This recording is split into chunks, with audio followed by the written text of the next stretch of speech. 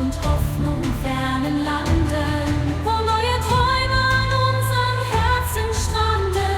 Unsere fremde Sonne angekommen in Kolonia, im Herzen der Nacht, wo der Himmel neu erstrahlt mit Sternenpracht. Eine neue Heimat in der Weite so fremd, wo jeder Stern uns beim Namen nennt. Unter fremde Sonne finden wir ein Zuhause, Kolonia, unsere Oase, so kostbar und leise. Hier legen wir an, lassen die Reise ruhen. In der Stille des Orts beginnt etwas neu zu blühen.